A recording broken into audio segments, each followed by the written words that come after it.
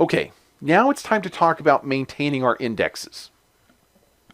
This is a flowchart based on data provided from the Microsoft SQL Server product team.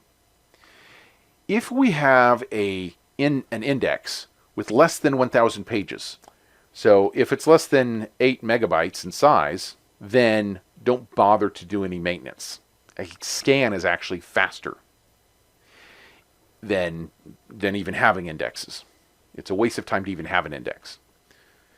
If it's more than 1,000 pages, and the average fragmentation is less than 5%, then don't worry about it. It's not worth doing any kind of index maintenance.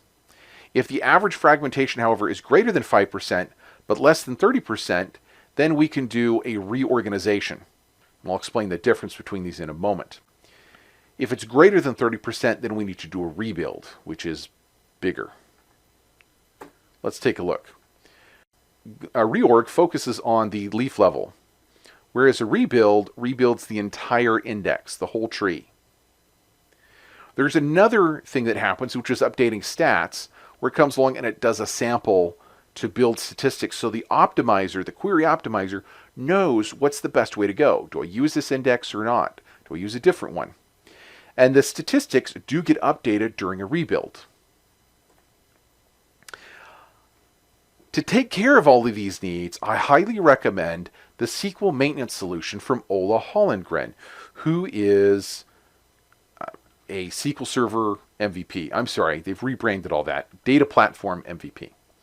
And has won many awards for his solution. And his solution itself has won many awards.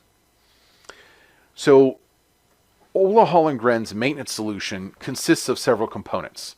And we usually create this in the master database, but you can create it in any other database you want. It creates 7 jobs, and it creates 4 stored procedures and 1 table. It creates a command log table.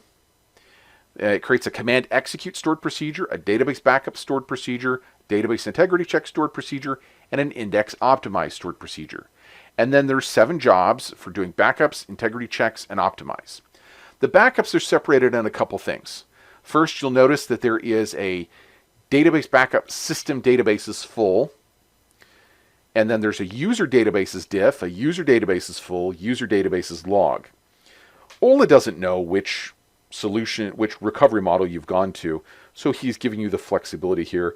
And if you do try and run the log backup against a database that's in simple recovery model, his solution's smart enough that it just skips that. Then there's database integrity check for system and database integrity check for user databases. Wait, what's that? You want to know why there's not an option to do a log backup for the system databases? A couple of reasons. One, the system databases actually are kept in the simple recovery model, so you can't do a log backup of them. 2, the system databases are really small, so there's not really any point in doing a differential or log to them. They're just, they tend to be small.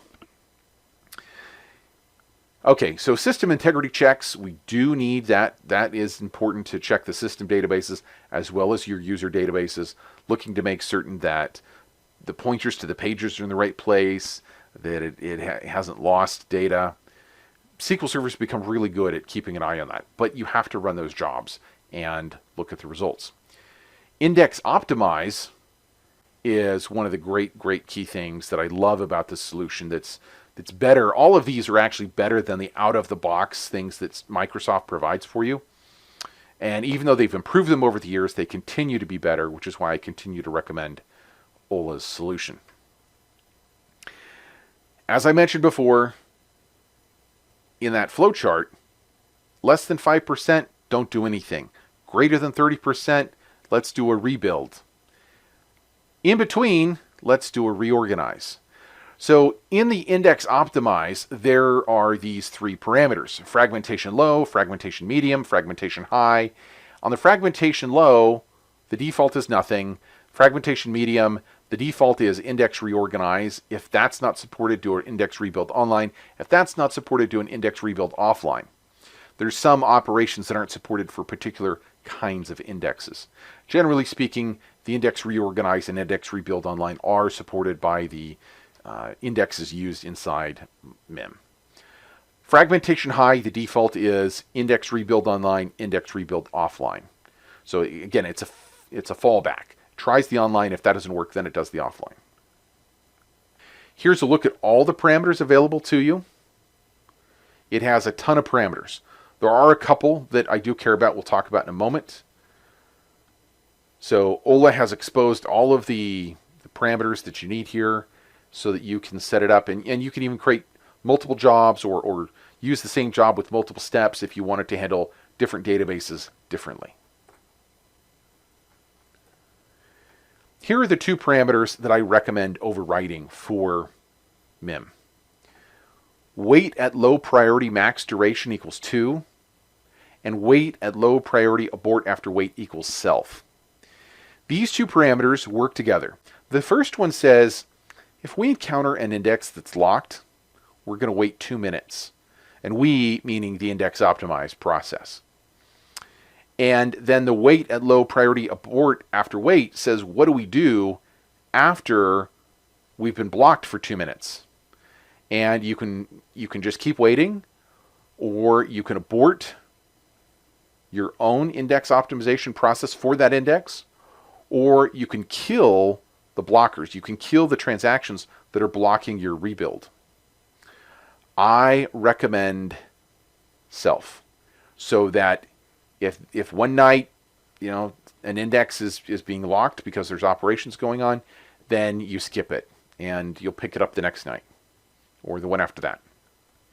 If the index is rebuilt, Ola Hallengren's solution skips updating the statistics, which is nice. It will also deal with only the modified statistics when it goes along and updates things. The database backup procedure has all of these stored parameters.